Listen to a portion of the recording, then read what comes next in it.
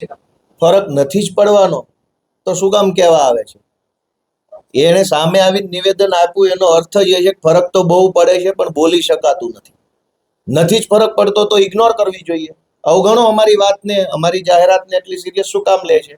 ફરક તો ખૂબ ઊંડે સુધી પડ્યો છે, મૂર્તિયા મળતા નથી ભાજપને, હાહાકાર મચી ગયો છે ગઈકાલથી, ભાજપની કોઈ ટિકિટ લેવા તૈયાર નથી, અંદર ખાને એકાબીજાને ધક્કા મારે છે, તું લઈ લે, કેમ કે વિસાવદરની આ ખેડૂતોએ જે નક્કી કર્યું છે કે સત્તામાં બેઠેલા લોકોએ વારંવાર વિસાવદર ભેસાણ મત વિસ્તારના લોકો સાથે દગો કર્યો છે, તો આ વિસાવદર ભેસાણના ખેડૂતો ઈચ્છે છે કે આ વખતે ભાજપમાંથી જે આવે એને ઘર ભેગા કરવાના છે, અને એટલે ફરક ખૂબ પડ્યો છે.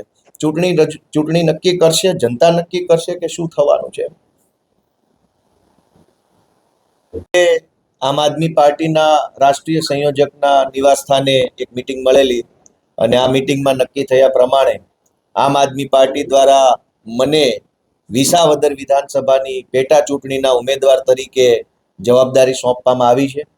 તે બદલ હું આમ આદમી પાર્ટીના રાષ્ટ્રીય સંયોજક અરવિંદ કેજરીવાલજી, અમારા માનની નેતા ઈશુદાનભાઈ ગઢવી, માનની શ્રી મનોજભાઈ સોરઠિયા અને અમારી આમ આદમી પાર્ટીના તમામ ધુરંધર કાર્યકર્તાઓનો ખૂબ ખૂબ આભાર માનું છું કે એમના સાથ, સમર્થન અને સહકારથી અમે વિસાવદરની અંદર ફરી એક વખત ઇતિહાસ બનાવવા તરફ આગળ વધીશું.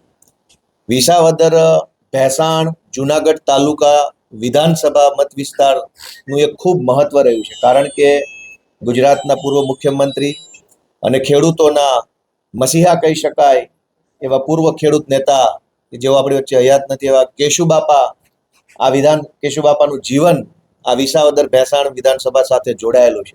ત્યારે મને એક બહુ મોટી જવાબદારી સોંપવામાં આવી છે, અને એક ગૌરવ લઈ શકાય એવી પણ બાબત છે કે એક સામાન્ય કુટુંબ પરિવારમાંથી આવતા ખેડૂતના દીકરાને, એટલે કે મને, એક નાના માણસને આમ આદમી પાર્ટીએ બહુ મોટી જવાબદારી સોંપી છે.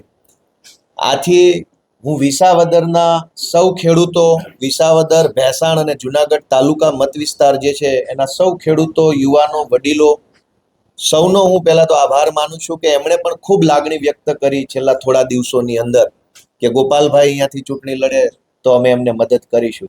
તો વિસાવદર ભેસાણ જુનાગઢ તાલુકા વિધાનસભા વિસ્તારના સૌ ખેડૂતોનો આભાર માનું છું. દોસ્તો, ગુજરાતમાં છેલ્લા લાંબા સમયથી ખૂબ એટલે ખૂબ ખેડૂતો સાથે અન્યાય અને અત્યાચાર થઈ રહ્યો છે. એક બાબતમાં નહીં, અનેક બાબતમાં અન્યાય અને અત્યાચાર થઈ રહ્યો છે, અને એક જિલ્લામાં પણ નહીં, તમામ જિલ્લામાં, તમામ તાલુકામાં જેટલો શક્ય હોય તેટલો અન્યાય અને અત્યાચાર ભાજપ દ્વારા ગુજરાતમાં ખેડૂતો સાથે થઈ રહ્યો છે.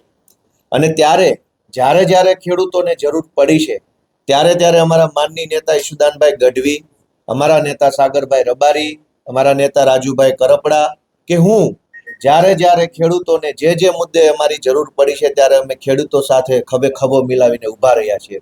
ગુજરાતનો કોઈ પણ ખૂણો હોય, ખેડૂતોએ જ્યાં અવાજ ઉઠાવ્યો, ખેડૂતોએ જ્યાં અમને સાથ કર્યો, ત્યાં આમ આદમી પાર્ટી હંમેશા ઊભી છે. અમને ગર્વ છે કે અમે ખેડૂતો માટે કામ કરતા, ખેડૂતો માટે દોડતા ભાગતા પક્ષના માણસો છીએ. ત્યારે ખેડૂતોના મુદ્દા ઉપર હંમેશાથી જાગૃત રહેલી વિધાનસભા એટલે કે વિસાવદર ભેસાણ જુનાગઢ તાલુકા મત વિસ્તારમાં મને તક આપવામાં આવી છે, એ બદલ હું આભાર માનું છું. વિસાવદર અને આખા ગુજરાતમાં સૌથી મહત્વની એક બાબત એ છે કે ગુજરાતમાં ભાજપ એમ માને છે કે ભાજપ ધારશે અને ખરીદી લેશે, ભાજપ ધારે એને ડરાવે, ભાજપ ધારે એને પક્ષ પલટો કરાવે, ભાજપ ધારે એને પૈસાથી ફોડી નાખે. મારી ગુજરાતના ભાજપના તમામ માણસોને ચેલેન્જ છે કે ગુજરાતમાં કોઈ ભાજપની અંદર માયનો લાલ હોય તો આ ગોપાલભાઈ ઇટાલિયાને તોડી ફોડી ડરાવી કે ખરીદી બતાવે. હું જોઉં છું કે કોણ છે. કેમ કે ગુજરાતમાં વિસાવદર ભેસાણ મત વિસ્તાર એક એવો વિસ્તાર છે કે જેણે ક્યારેય સત્તાની સામે ઝૂક્યા નથી, સત્તાથી એ લોકો ડર્યા નથી, અડીખમ હંમેશા એ લોકો સત્તાની સામે ઉભા રહ્યા છે અને લડ્યા છે. પરંતુ ભાજપના લોકોએ દર વખતે વિસાવદર ભેસાણ જુનાગઢ તાલુકા મત વિસ્તારના લોકોની સાથે દગો કર્યો છે. દર વખતે ભાજપે ખેડૂતો ઉપર અત્યાચાર અને તાનાશાહી કરી છે. દર વખતે ખેડૂતોને દબાવી દેવાની, ઝુકાવવાની કોશિશ કરી છે.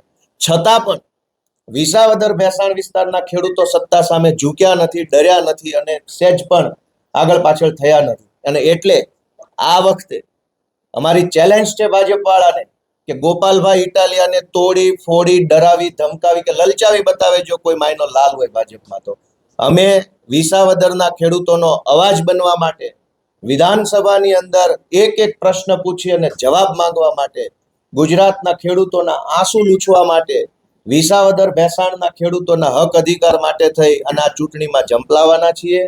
પૂરી તાકાતથી પૂરા તામઝામથી તન મન અને ધનથી વિસાવદર ભેસાણ વિધાનસભાની પેટા ચૂંટણીમાં અમે ઉતરવાના છીએ. અમે ગુજરાતના સૌ નાગરિકો પાસે હું બે હાથ જોડીને આશા રાખું છું, વિનંતી કરું છું કે મને મદદ કરજો. જે લોકો આમ આદમી પાર્ટી સાથે હોય કે ન હોય, પણ જે લોકો ગુજરાતનું ભલું ઈચ્છતા હોય, જે લોકો ગુજરાતના ખેડૂતનું સારું ઈચ્છતા હોય, જે લોકો એમ ઈચ્છતા હોય કે ગુજરાતની વિધાનસભાની અંદર ખોખારો ખાઈને ભાજપને પ્રશ્ન પૂછવામાં આવે, એવું જે લોકો ઈચ્છતા હોય એ તમામ જ્ઞાતિના તમામ ઉંમરના સૌ વડીલોને સૌ યુવાનોને હું વિનંતી કરું છું કે મારા સમર્થનમાં ગુજરાતના ખેડૂતોના સમર્થનમાં તમારાથી જેટલો સમય ફળવાય એટલો સમય તમે વિસાવદર ભેસાણ વિધાનસભામાં આવજો.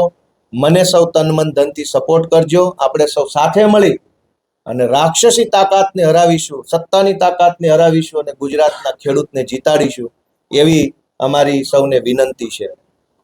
ગોપાલભાઈ, ભૂપતભાઈનું એક નિવેદન ગઈકાલે સામે આવ્યું છે. તેઓ કહી રહ્યા છે કે ખેડૂતો સાથે અન્યાય અને અત્યાચાર કરવા માટે ભાજપ ટેવાયેલી છે.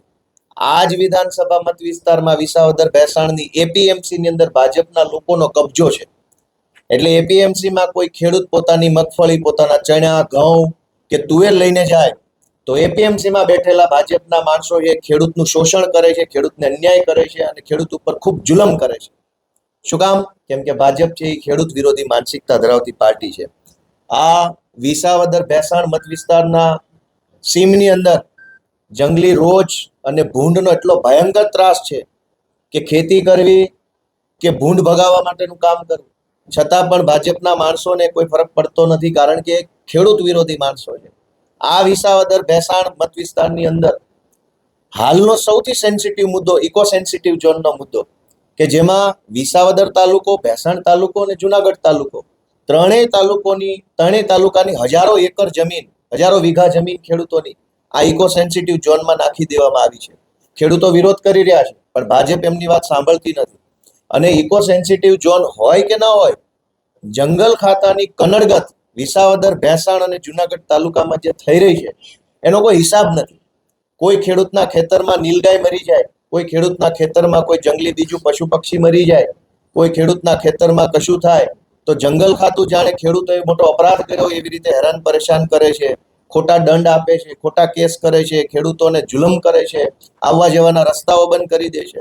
તો આ તમામ સમસ્યાઓ સામે વિસાવદર ભેસાણના હજરબમ ખેડૂતો વર્ષોથી લડી રહ્યા છે.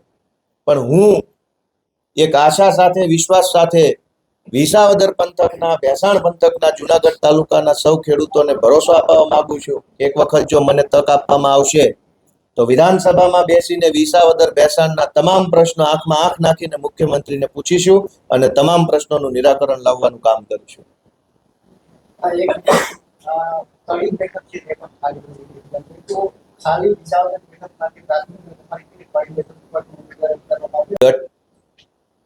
ગઠબંધનમાં કોંગ્રેસ સાથે ગઠબંધનનો બહુ મહત્વપૂર્ણ પ્રશ્નનો જવાબ સારો પ્રશ્ન છે કે જે દિવસે વાવ વિધાનસભાની ચૂંટણી, પેટા ચૂંટણી આવતી હતી, વાવ બેઠક ખાલી પડી, એ સમયે વિસાવદર બેઠક પણ ખાલી હતી. અને એ સમયે આમ આદમી પાર્ટી અને કોંગ્રેસ વચ્ચે નક્કી થયેલું, બેઠક થયેલી, ફાઇનલ થયેલું કે વાવ વિધાનસભાની ચૂંટણી કોંગ્રેસ લડશે, ત્યાં આમ આદમી પાર્ટીને ઉમેદવાર રાખે, અને વિસાવદરની ચૂંટણી જ્યારે આવશે ત્યારે આમ આદમી પાર્ટી લડશે, કોંગ્રેસ ઉમેદવાર ઉભો નહીં રાખે. આવી વાત એ સમયે થયેલી. અને અમારી વચ્ચે જે કાંઈ ડિસ્કશન ને ફાઇનલ થયેલું કોંગ્રેસ ને આમ આદમી પાર્ટી વચ્ચે, એ પ્રમાણે અમે અમારી ફરજ નિભાવી છે. અમે વાવની ચૂંટણીમાં કોઈ ઉમેદવાર ઉભો રાખ્યો ન હતો. એટલે અમને આશા છે, વિશ્વાસ છે કે જે વાત અમારી પહેલા ફાઇનલ થઈ ચૂકી છે કોંગ્રેસ સાથે, એ પ્રમાણે વિસાવદરમાં કોંગ્રેસ ઉમેદવાર ઉભો નહીં રાખે. ઓકે.